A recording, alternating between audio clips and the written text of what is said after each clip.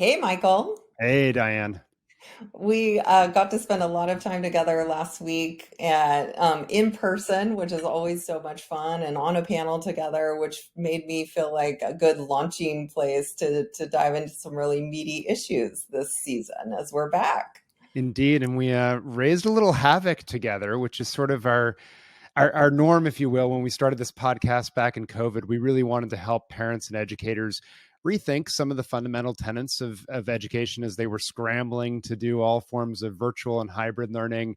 And then moving forward, really continue to question some of the holy grails of the education system and present some third ways through it. So it continues to be interesting. And last week with you in person was a heck of a lot of fun to push the audience as well.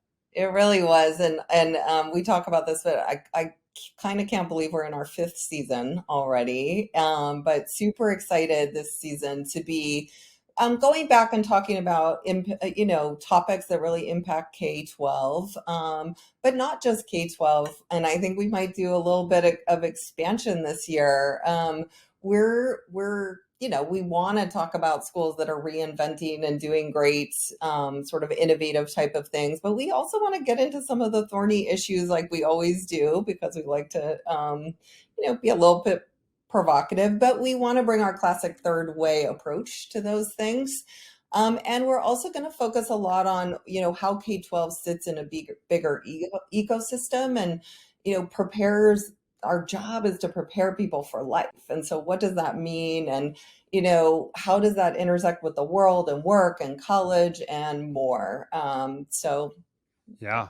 Well, you wrote an entire book, of course, about preparing people not just for school, but for actual life called Prepared.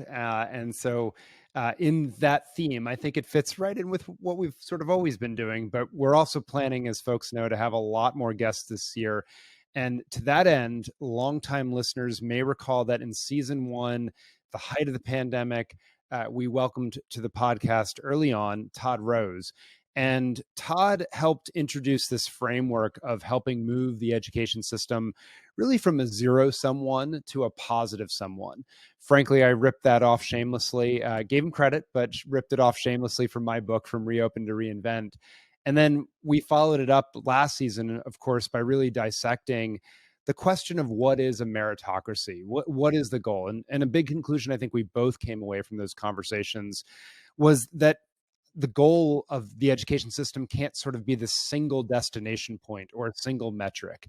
Individuals and their goals and their circumstances, they are way too varied for that sort of simplicity. And that's a good thing, actually.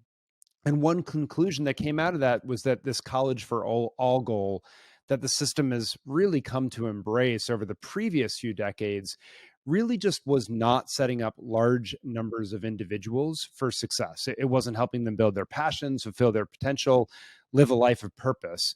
But I've had a question out of that, which is, you and I, and maybe some of our listeners may have concluded that this college for all goal doesn't make sense, but has the general populace at large, Diane?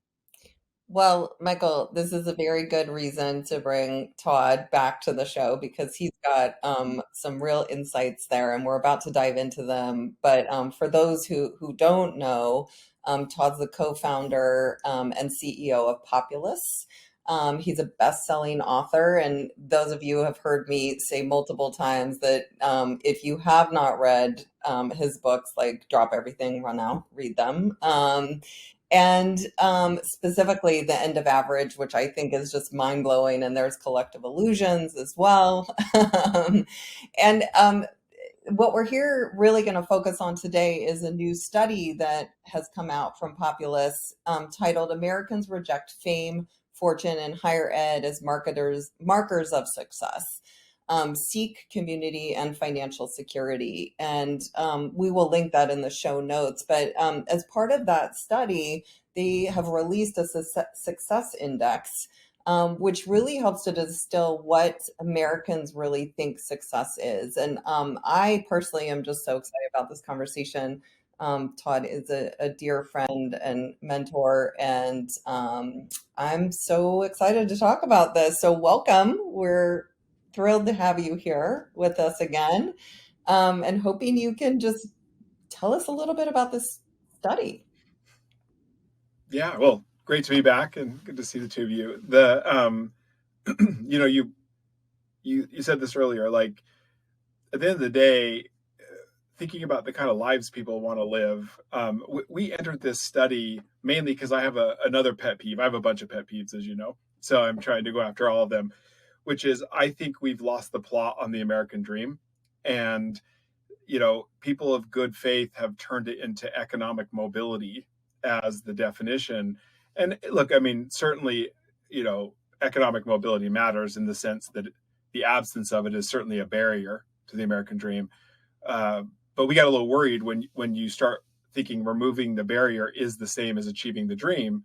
We might be in trouble. And you know, James Russell Adams, who coined the term the American dream during the Great Depression, actually, uh, was clear about it. It's about being able to aspire to a view of success that you define and feel like you have a fair shot at achieving that, you know, not held back by arbitrary obstacles. And, you know, so first of all, we were interested in how does the American public think about the American dream? And what we found is overwhelmingly, majority of Americans still see it as achieving on their definition of success, but they think everybody thinks it's just about economic mobility. So it was into that. It's like, okay, well, if if it's about achieving your view of success, well, then we need to know more about what you mean by a successful life. And as you know, we use these private opinion methods that get around like social desirability effects, but also trade-offs, right? Like when you say something like a successful life, you can't have everything.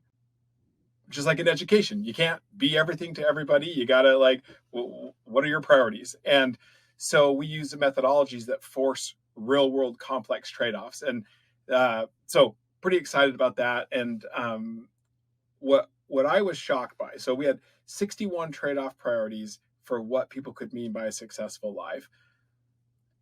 You know, private opinion, I've been surprised a number of times, but this one was just, I just could not believe a number of things. So we can kind of dig in.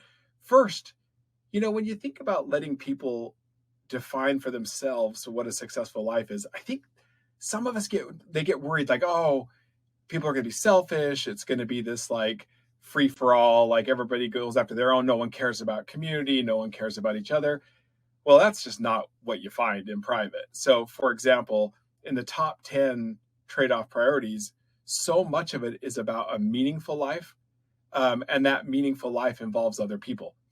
For example, the number one trade-off priority, number one, was wanting to do work that has a positive impact on other people.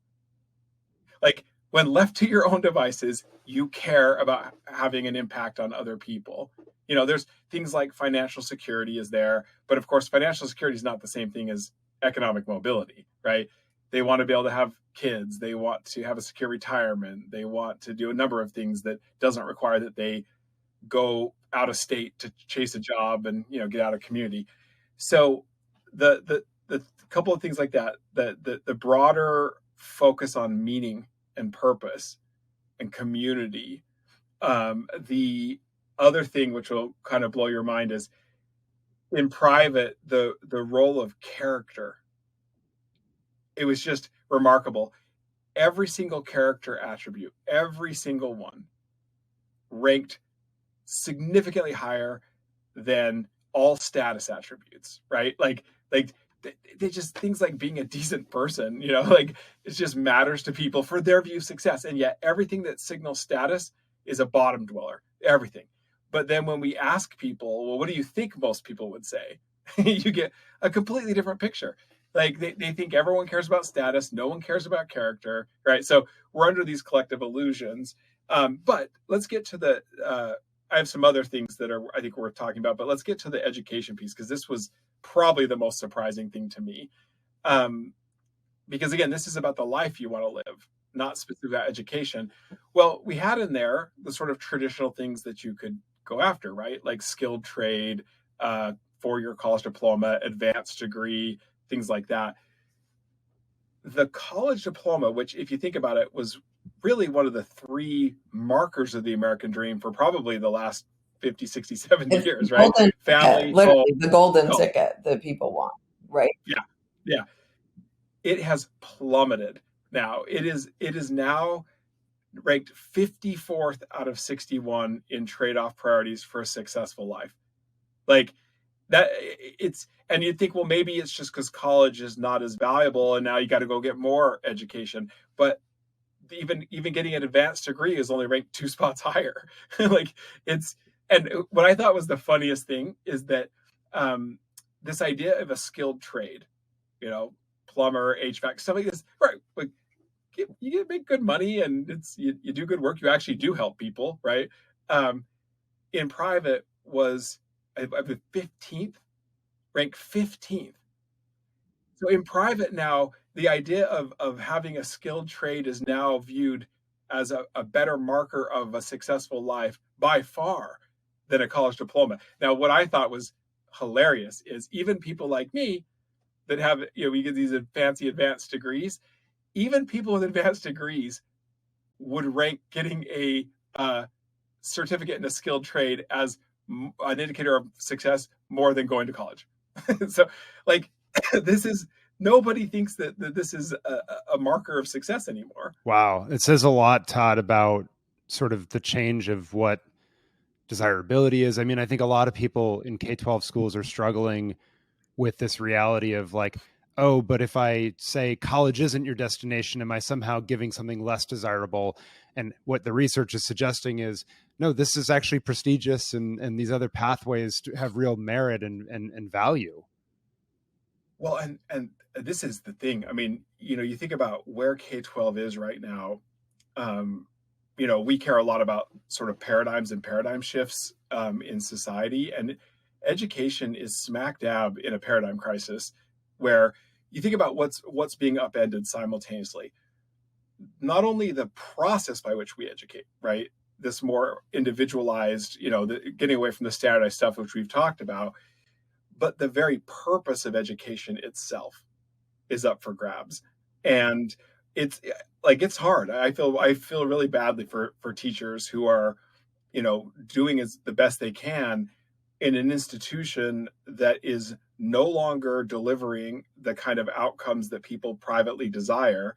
And they're not even doing a very good job of delivering the things we don't want. So it's because of the process by which we do it. So it's very tricky. But if you think about, it's like recognizing that we're leaving an era of what I would call, it's like the end of compliance culture. We've been living under a paradigm of paternalism ever since Frederick Taylor. And, as you all know, that's my nemesis. I did more damage to American democracy than anybody, I think. But like where we gave up self-determination, more bottom-up approaches where people had more control over their lives for top-down efficiency. And look, we definitely got something for it, that's for sure. But I think what you're seeing in the American public is the sort of rebirth of the desire to claim that self-determination, that they want control of their lives back. They just do. And some of that's manifesting very destructively, right? And I think that if people that care about education realize that the days of telling people what a good education is and forcing them into your vision for that, that's over. And we have to get back to, you think about our job is to help people, to cultivate young people to live meaningful lives, make a contribution, have a credible next step, as Diane always talks about, right? Like it's not rocket science. It's not easy.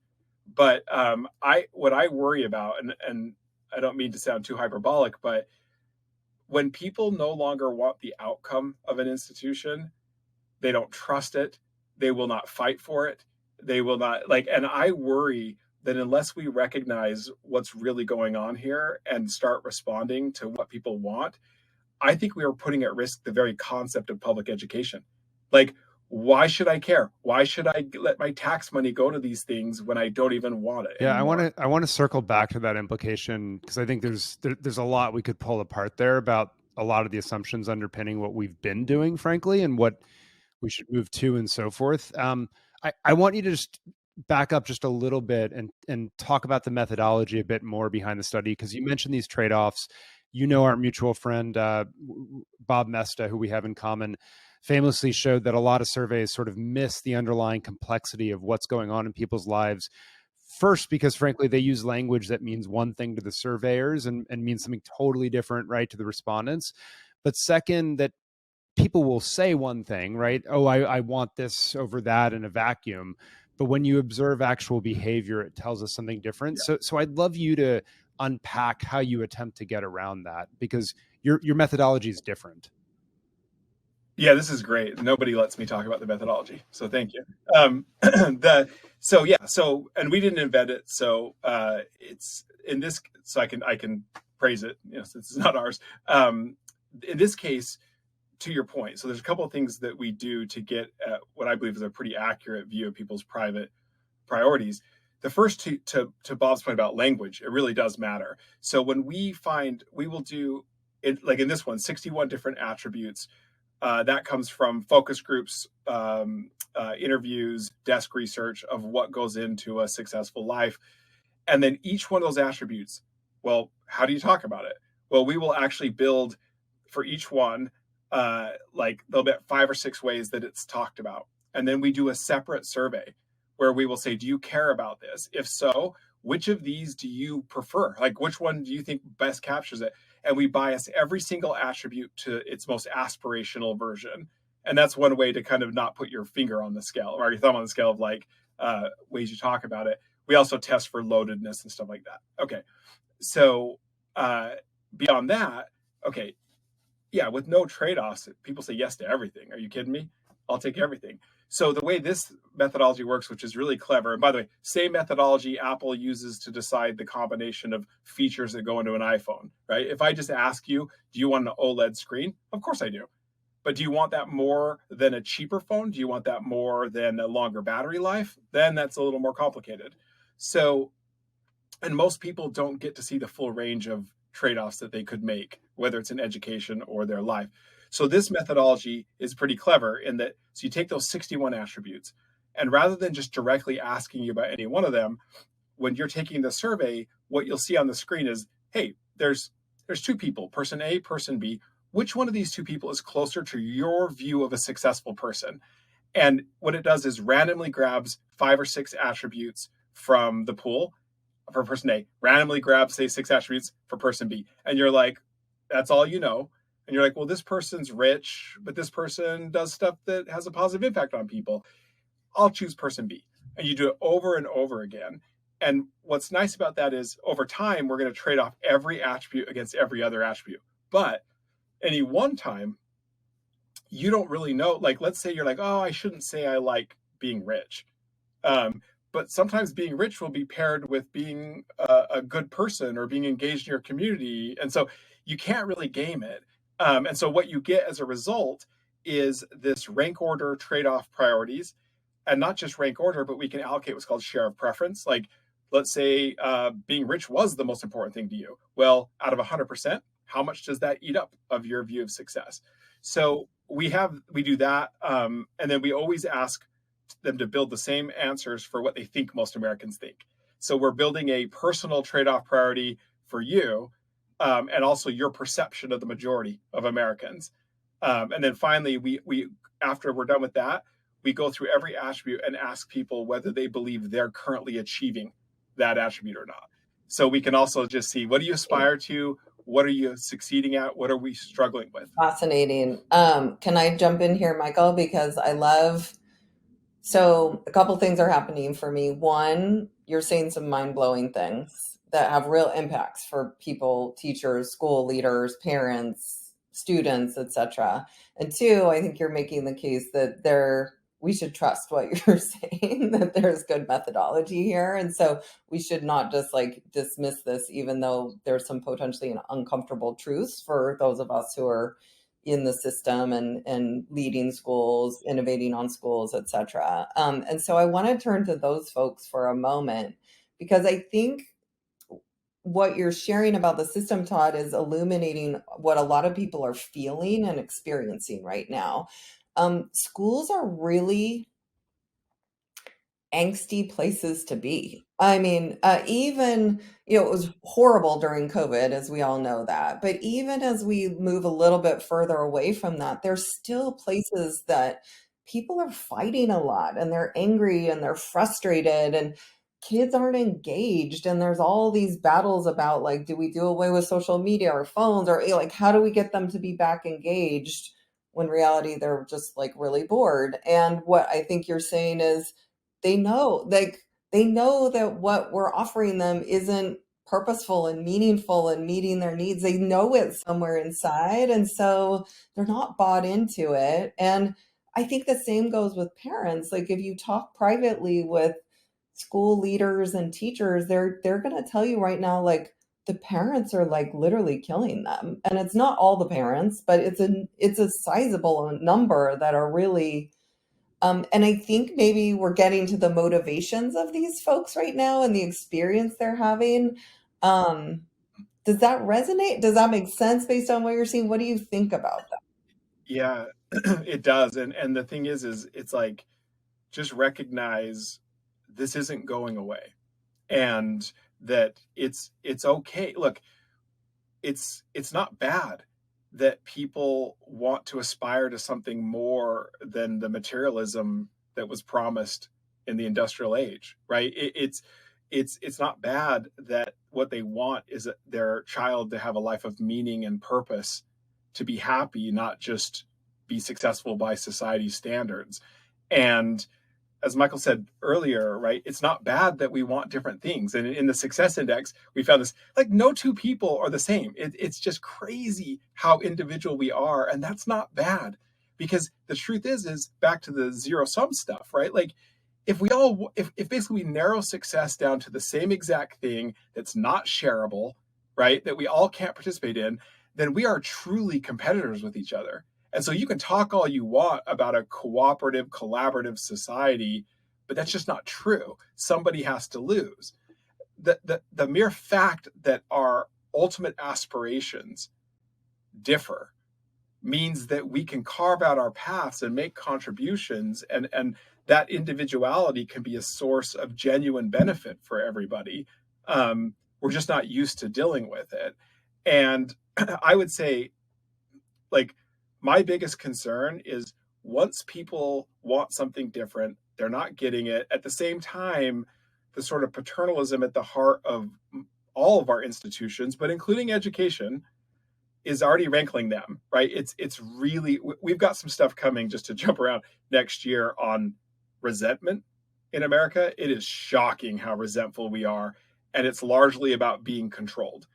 And so I think education, if it doesn't wake up and realize what's changing, risks becoming further the lightning rod for all of this angst and failed aspiration.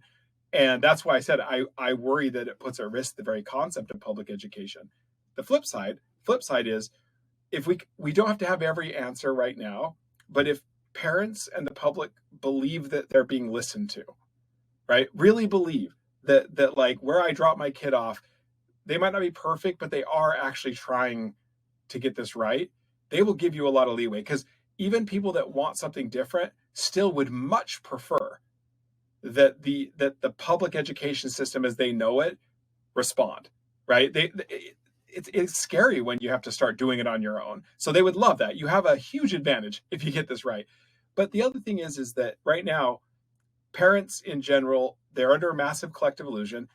They don't realize that other people want the same things that they want now, right? So they tend to think, I'll just be frustrated over here. If I have the money, I'll go get it in a private solution. But that doesn't last for very long. Second biggest problem is, even when they know other people want it, they have a hard time connecting the dots. Like, where are the exemplars? What do I point to, right? Because we need a lot more of those, like summits, like these things where it's like, I shouldn't have to know every detail about what goes into preparing my kid for the life that I want them to live. But if I can point to the brand, if I can point to things, so I feel like we either get to be on the side of the American public and say, you deserve to have an education system that realizes your highest aspirations, or we will be the people literally standing between them and their child's future. That is not a good place to be. No, I'm curious, Todd. I think this points to something that Diane and I ended last season on, about the importance of listening with deep empathy when parents are coming in to the school head's office and having all manner of pressure, complaints, rudeness, whatever it might be, but deep empathy and listening. But I guess I want to go into what I think is a natural implication of some of what you're saying and push us, because when Diane and I were on this panel last week together, I was moderating. She was actually providing content of interest. But one of the tensions that I think broke out into this, it was a big conversation about the rise of education savings accounts and micro schools and sort of the next frontier, if you will, of school choice beyond charter schools that had been the last few decades. And one of the big conversations that was being pushed is sort of, well, what's the marker of quality? How do we know that we're not leaving kids behind, right? And I know you, like us, have pointed lots of problems with the standardized test regime, if you will. But I guess the version of the question, I won't name their names, but that a couple people came up to me and Diane afterwards and sort of was like, how do I ensure that this group of kids or whatever it was, right, aren't getting screwed in effect because they're not getting what they deserve and they're actually getting these chances at opportunity. And so I'm just sort of curious, like, where do you feel like this pulls us? I think Diane and I feel like it pulls us to a level of pluralism we haven't actually seen before, but how do we think about value and quality against that, number one? And number two, like, how does that shift your definition, or does it shift your definition of what is public education? Yeah. So first of all, to that question, it certainly does, right? Like, I think we've made a mistake. I mean, I think public education may be the single greatest achievement of democracy. Like, seriously, like the commitment to the mass education of children and what that unlocked, like it's just, we should not uh, uh, underestimate just how valuable that has been and take it for granted. So we don't want to lose that, right? The commitment of the public to educate children, because I do not want to go back to a place where only rich people get a good education. You know what I mean? Like, I don't see education as a strictly private matter. And so, but right, like there are democracies all around the world where pluralism is the name of the game, right? Like, we have confused government schools with public education. That's one way to do it, but it is not the only way. And I would say from my view, I try to stay as agnostic as possible in terms of how we get this done. And I think what I'm not willing to compromise on is, I believe in a democracy, institutions serve the people. The people do not serve the institution. And so it is incumbent on the education system to understand the needs of its consumer, frankly. Like, I don't mean to make that as free market. I just look, parents have a right to have a say in what their kid learns and what it's for. Like, it's absurd that we think that that's not true. And there are other stakeholders too. But at the end of the day, I think it's fair to say, well, wait, like there might be some bad options. Well, yeah, that definitely happens, right? Two things to that. Let's not pretend that the incumbent system is doing a whiz-bang job right now. I mean, come on. Like, I won't beat that horse. It's like really, like, this is, second, there are ways to make sure, right, that there are, like, I think it's one thing to say there's almost malfeasance, right? There's like Trump University or something like that. Like, I think that there's some stuff where fraud is one thing, but I think what's lurking behind a lot of those questions, even if they're well intended, is the sense that I still know best. I still know best what's good for you and your kid, and what happens if you choose something that I don't approve of.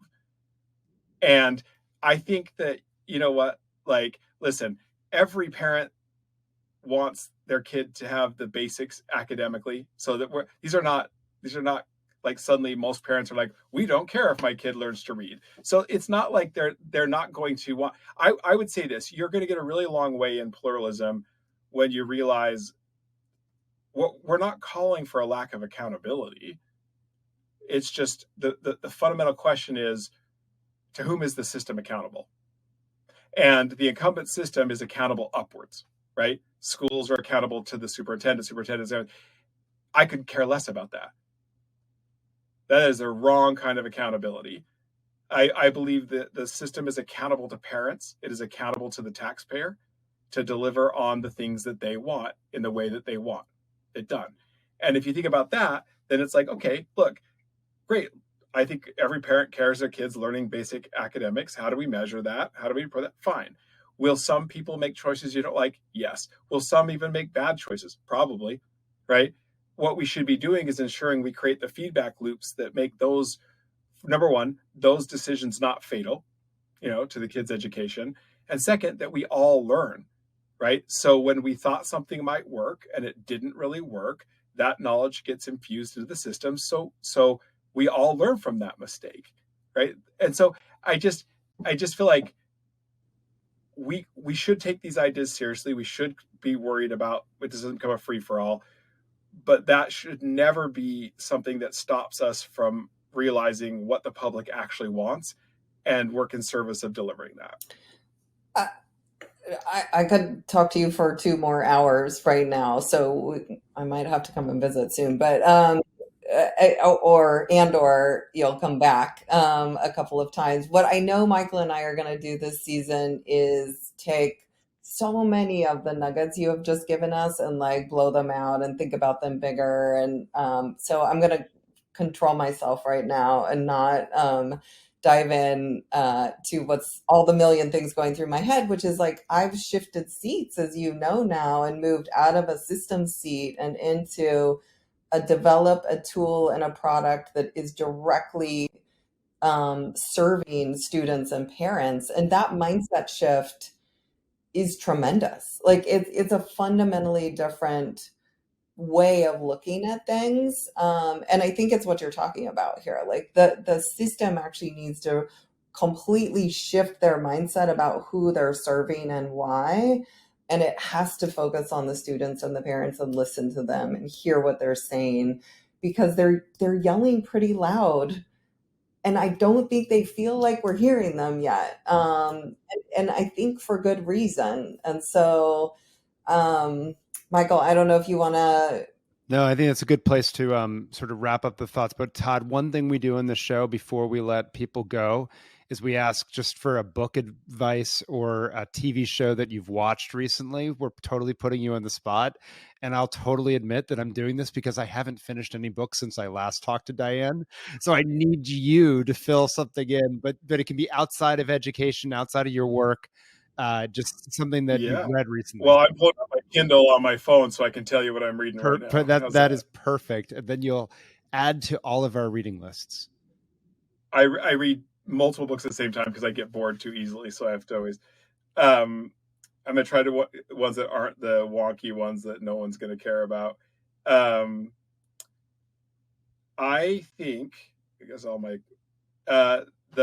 is probably a little too topical, but the Peace to End All Peace, which is about the creation of the Middle East, which I find, if you just want to have a deep understanding of how we got here, that's been pretty profound.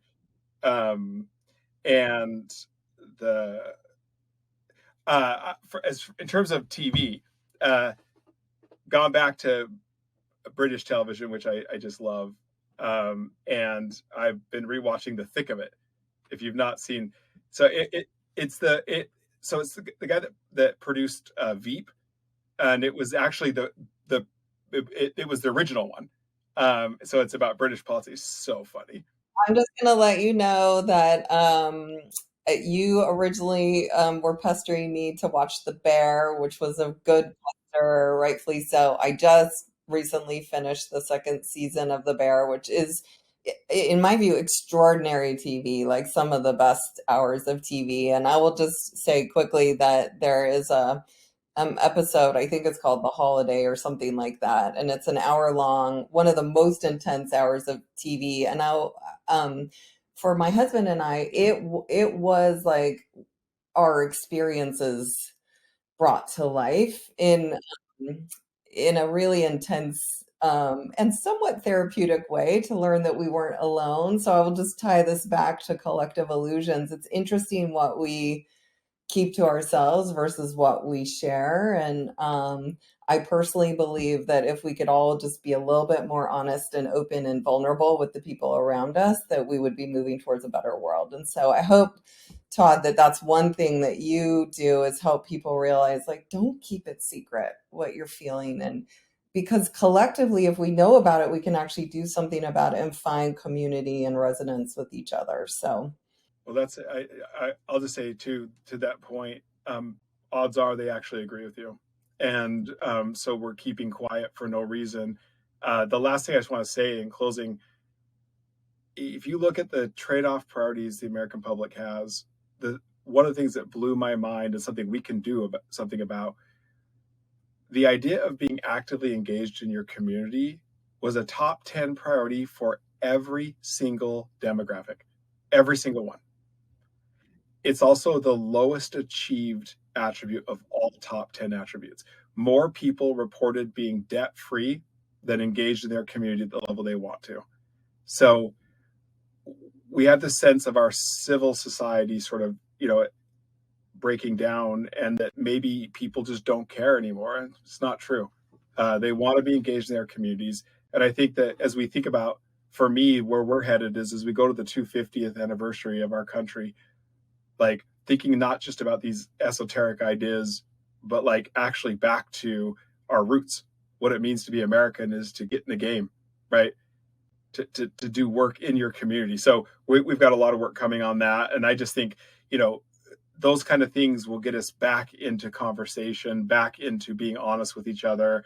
And I think, it's not the solution to everything, but I just don't see how we solve our problems when we're keeping quiet about the things that matter most to us. Todd, it's a wonderful place to leave it. Thank you so much for joining us. Thank you so much for shedding light on the fact that, to use another book reference, we don't want to be bowling alone anymore. And just deeply appreciate the work that you continue to do. We'll continue to follow, and we would like to have you back on at some point. So thank you for joining us. And for all of you listening, thanks for joining us on Class Disrupted.